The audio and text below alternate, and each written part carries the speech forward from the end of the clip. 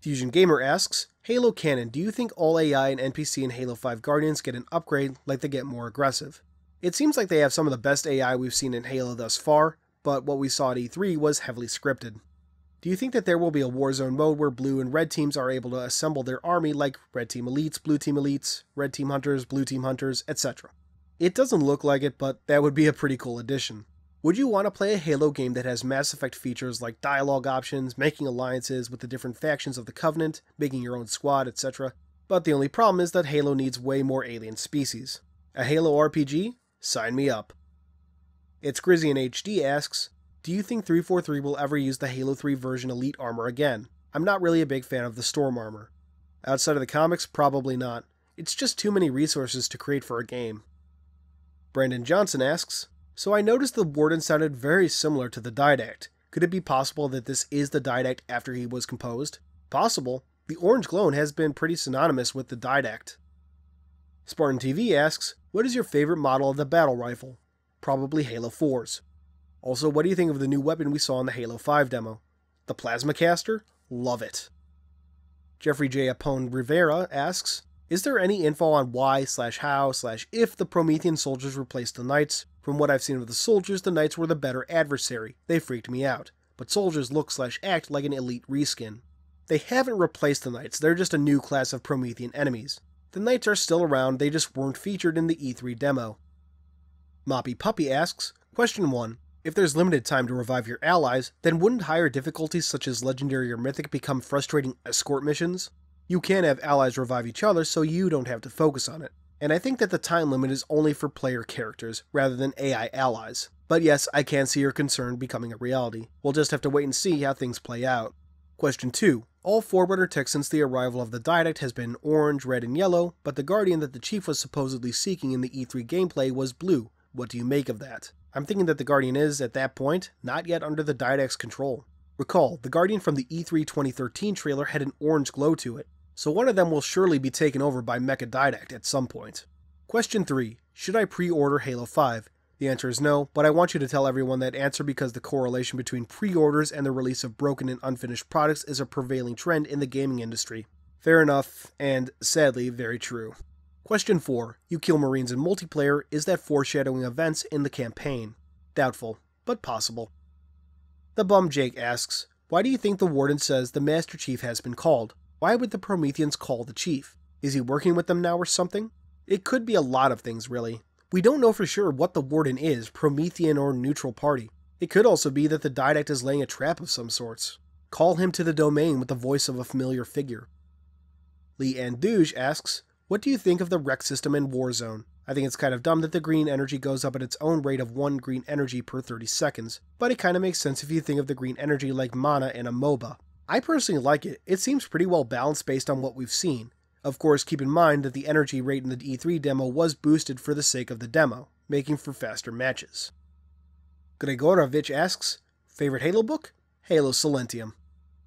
Claudio Munaz asks, do civilians know about the Flood? Not that we've seen, no.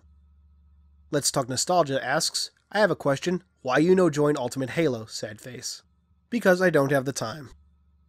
Starkiller007 asks, do you think that Halo's lore has enough reach into the distant future, now that it's a blockbuster franchise with seemingly no end in sight? Sort of. There's a lot of potential in Halo, but the problem is consistently coming up with new threats to fight, making Halo's game potential not as far-reaching as the larger universe. Mr. Hattrick asks, what do you think of 343's representation of the Forerunners so far? Do you like the way they portray them? Do you not like the way they portray them? Do you think Bungie would have portrayed them better? It's honestly kind of a mixed bag. Bungie's Forerunner stuff was always based on hard geometric shapes and solid structures, while 343 has some of that but adds more organic design and floating geometry. I kind of prefer the old stuff, but the new stuff still looks Forerunner.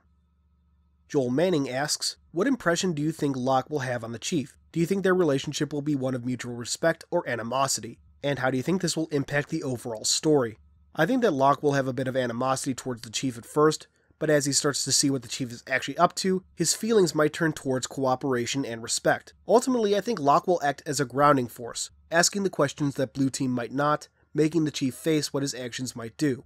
Finally, do you think that Locke and Osiris will remain prominent characters in the Halo lore and reappear in the future after Halo 5?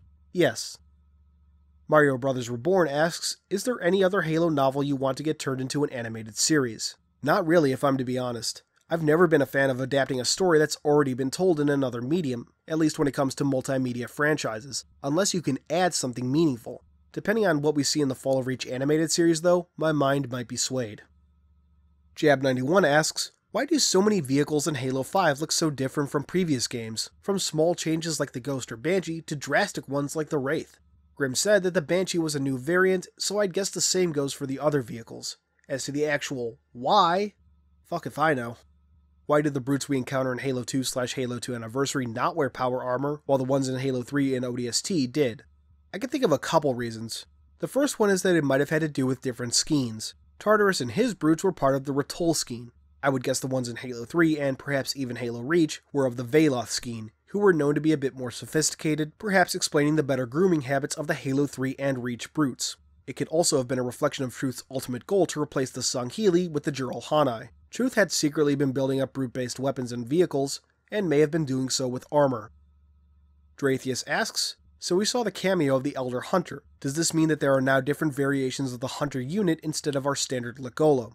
Could this mean we get to see Lekgolo colonies from somewhere else, or could it just be a named boss like Baron in Warzone? I figure it looks more like we'll see Hunter ranks and or variations, perhaps like in ODST. Sniper Dude K57 asks, Warzone looks awesome, so on a scale of 1 to 10, how excited are you for Warzone? 12. Mega Madman 50 asks, what was your reaction about other games at E3, such as Fallout 4, a game fans have been waiting years for? I'm not big on Fallout, but I'm really looking forward to Kingdom Hearts 3, Final Fantasy VII Remake, Tomb Raider, Gears of War Ultimate, and ReCore. Arble1992 asks, during one of the Halo spots Major Nelson covered, it was brought up that Fireteam Osiris would be hunting the Chief only until about halfway through its campaign. What do you think will happen to make Spartan Locke change directives? I think he may see that the Chief and Blue Team are trying to save the galaxy from a major threat, and that the UNSC and or ONI are just getting in the way. Wolfvane16 asks, do you have plans to do reviews on older Halo media, such as the original game trilogy, the Eric Nyland and Greg Bear books? I do actually, I just haven't had the time because of all the new Halo media. Hopefully that will change as the channel continues to grow. Love Phoenix Dancer asks, 1. What do you think of the new Prometheans talking compared to the old ones, or in other words, do you think this will have an impact on the campaign? I'm not all that sure about them talking. When the soldiers talked in the campaign demo, I was kind of laughing upon viewing it a second time. 2. Do you think this new Promethean set is a different faction of Promethean compared to the Didact? Nah, I'm pretty sure it's all still Didact/Jewel. 3. What do you think is the connection between the new Prometheans and the Didact's hand? Does this mean we're going to fight with them, pick a side to help them fight each other, or just fight both? It looks like the Prometheans are still allied with Jewel's Covenant, so I'm guessing we're still going to fight both, but I doubt they'll be fighting each other.